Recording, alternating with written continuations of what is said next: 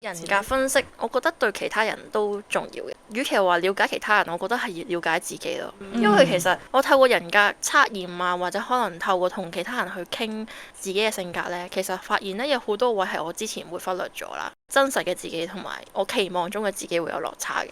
即係例如點解我以為自己係 INTP 呢？就係因為我以為自己係一個學者型咯，咁但係其實我根本就唔係嗰種。但係我期望自己做得到嗰個形象啦，或者期望自己會做到好深入嘅研究啦，但係同自己真實嘅自己係有好大嘅距離嘅。咁喺呢個情況之下，我就會測到自己嘅人格 INTP 咯。但係其實真實嘅自己就唔係咁樣嘅。咁所以我覺得人格學呢係可以好好咁樣去了解翻真實嘅自己係點樣。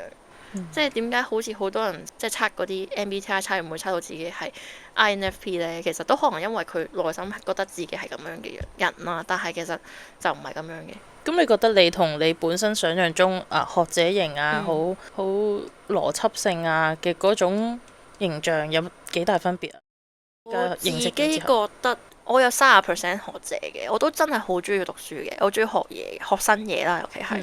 但係我要長期咁樣去同一個領域度鑽研呢，或者可能學到好深啊，要建立自己嘅理論架構啊，咁我覺得我就力有不逮咯，同埋我會覺得悶嘅。咁我係需要一啲長期好新嘅嘢去刺激我嘅思維啦，跟住我都可能會產生啲新嘅創意嘅想法啦，但係未必會係一啲好複雜架構嘅嘢咯。咁呢個位就係我學習咗人格學之後，我先認得清自己嘅位置咯。